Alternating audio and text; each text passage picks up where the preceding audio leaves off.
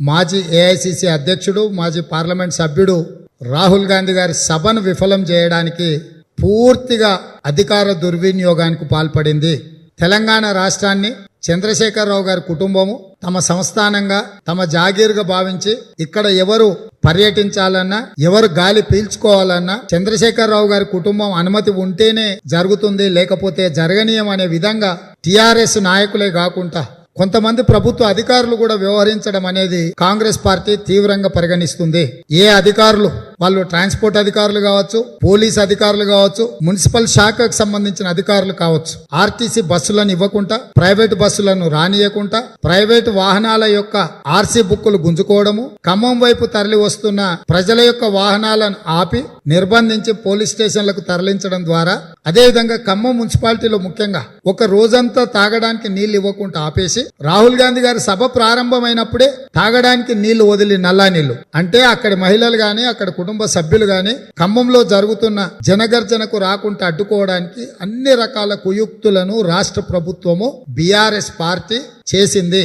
దీనికి పోలీసు రవాణా శాఖ అధికారులు సహకరించారు. అక్కడ ఉన్న ఒక సైకో మంత్రి తన సైకో విన్యాసాలను అన్నిటిని కూడా ప్రదర్శించాడు. మీటింగ్ కు రాకుండా అడ్డుగోడలు కట్టాలని అడ్డుపడాలనే ప్రయత్నం చేస్తే అడ్డుగోడలను దూకి అడ్డుపడోళ్లను తొక్కుకుంటా ఖమ్మం జిల్లా ప్రజలు ఆ సభకు వచ్చి అత్యంత గొప్పగా విజయవంతం చేసింది. కేశవరావు గారు, నామ నాగేశ్వరరావు గారు, హరీష్ రావు గారు, తారక రామారావు గారు, ఇలా చెప్పుకుంటూ పోతే అసలు నక్క తప్ప మిగతా కుక్కలన్నీ కూడా బయటకు వచ్చి అదే పనిగా రాత్రి నుంచి మొరగడం మొదలు పెట్టినాయి. రాహుల్ గాంధీ గారు ఎవరు, ఏ హోదాలు వస్తాడు, ఏ హోదాలో మాట్లాడతాడని నేను అడగదలుచుకున్న తండ్రి కొడుకులను, మీలాక కక్కుర్తి కుటుంబం కాదు, మీలాక 1,00,000 కోట్ల దోపిడీకి పాల్పడిన కుటుంబం కాదు, మీలాక ఒక్కరోజు కూడా ఆలస్యం చేయకుండా మంత్రి పదవులను పంచుకొని పంచపక్ష ప్రమాణాలుగా తిన్న తిండిబోతులు కాదు.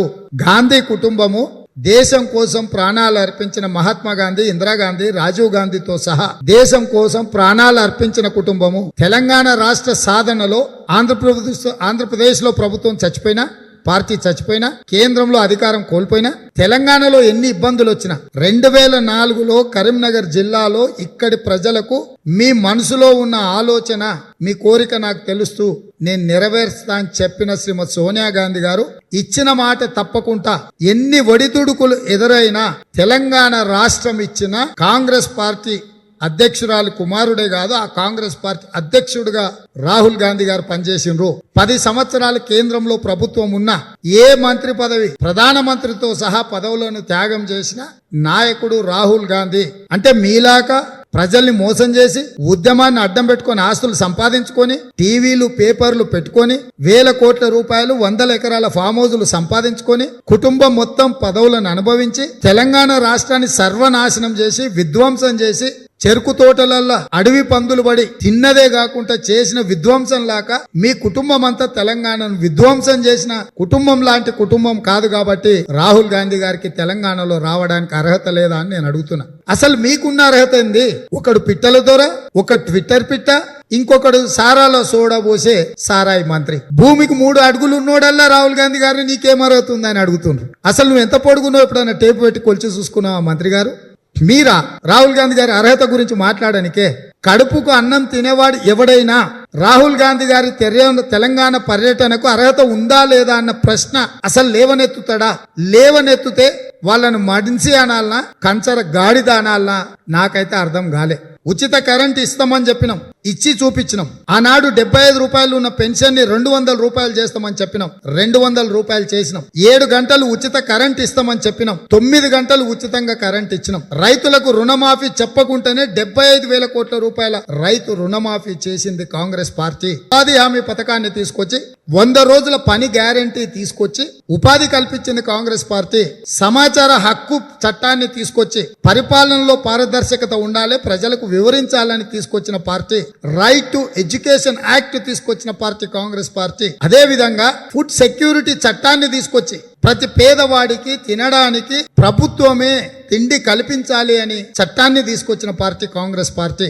ఇన్ని పథకాలను బాక్రానంగల్ డ్యామ్ నుంచి నాగార్జున సాగర్, శ్రీశైలము, జూరాల, ఎస్ఆర్ఎస్పి, కల్వకుర్తి, భీమా, నెట్టంపాడు, కోయల్ సాగర్, హంద్రీ నీవా సాగునీటి ప్రాజెక్టులు అన్నిటినీ కాంగ్రెస్ పార్టీ కట్టింది. ఈ దేశంలో 1,07,000 గ్రామాలకు విద్యుత్ సరఫరాను అందించింది కాంగ్రెస్ పార్టీ. ప్రతి తండాలో సింగిల్ టీచర్ స్కూల్ అని పెట్టింది కాంగ్రెస్ పార్టీ. ప్రతి మండలంలో జూనియర్ కాలేజు, ప్రతి నియోజకవర్గంలో డిగ్రీ కాలేజు, ప్రతి రెవెన్యూ డివిజన్ లో ఇంజనీరింగ్ కాలేజు, ప్రతి జిల్లాలో మెడికల్ కాలేజీలు తీసుకొచ్చి పేదలందరికీ విద్యను అందుబాటులోకి తీసుకొచ్చిన పార్టీ కాంగ్రెస్ పార్టీ.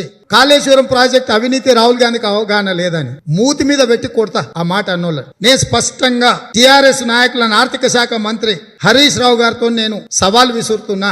లేకపోతే ఐటీ శాఖ మంత్రిని అని బోడి లెక్కలు చెప్పే బోడమూతి కేటీఆర్ ను నేను అడుగుతున్నా. ఇప్పటి వరకు 85,000 కోట్ల రూపాయల బిల్లులు చెల్లించారు కాళేశ్వరం ప్రాజెక్ట్ కి. ప్రాణహిత చెవెల మేము పేరు పెడితే పేరు మార్చి కాళేశ్వరం ప్రాజెక్ట్ అని పెట్టినరు.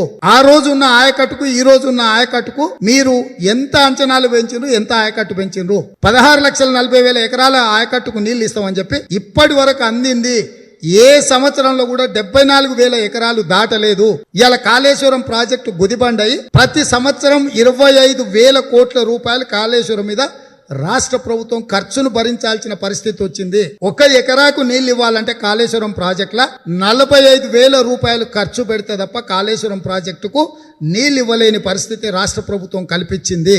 అంటే ఇది తెలంగాణ రాష్ట్రానికి గుదిబండగా మారి ఈరోజు తెలంగాణ ఆర్థిక వనరులను అన్నిటిని కూడా మింగడానికి ఉన్న ఒక white elephant is Kaleshwaram project. Congress పార్టీని, రాహుల్ గాంధీ గారిని విమర్శించడం అంటే మీ మొహం మీద మీరే ఒకరెదురుగా ఒకరు నిలబడి కాండ్రించి ఊంచుకున్నట్టు తప్ప. హరీష్ ముఖం మీద కేటీఆర్, కేటీఆర్ ముఖం మీద హరీష్ కాండ్రించి ఉమ్మిస్తే ఎట్లా ఉంటుందో కాంగ్రెస్ పార్టీని, రాహుల్ గాంధీ గారిని విమర్శిస్తే గట్లనే ఉంటది. ఇప్పటికైనా కొంచెమన్నా సిగ్గు తెచ్చుకోండి కేసీఆర్ కుటుంబ సభ్యులారా. మీరు దోపిడి దొంగల కంటే హీనము, బందిపోటు దొంగల కంటే దారుణము, దండుపాలెం ముఠా కంటే మీరు అత్యంత ప్రమాదకరమైన వ్యక్తులు. మీరు కాంగ్రెస్ పార్టీని విమర్శిస్తే ప్రజలు సహించరు. మీరు ఎట్లయితే అడ్డుకొని సభను విఫలం చేయాలని ప్రయత్నం చేసిండ్రో ప్రజలు తొక్కుకుంటూ వచ్చిండ్రు మిమ్మల్ని, మీ పార్టీని. అది చూసినాకైనా మీకు జ్ఞానోదయం కలగాలి. BRS plus BJP is equal to bye bye. Final గా కేసీఆర్ బాయ్ బాయ్ అనే కాడికి వస్తుంది. ఇది కాంగ్రెస్ విధానము. మా విధానాన్ని మేం చెప్తే నీ కడుపు నొప్పి ఏందిరా నాయన, నాకు అర్థమైతలేదు. ఏంది నీ బిచ్చబ్బతుకు? ఇంకా మా గేటు ముందల బిచ్చం ఎత్తుకొని వేసాము. సిగ్గుంటే అసలు మా దిక్కే చూడకు.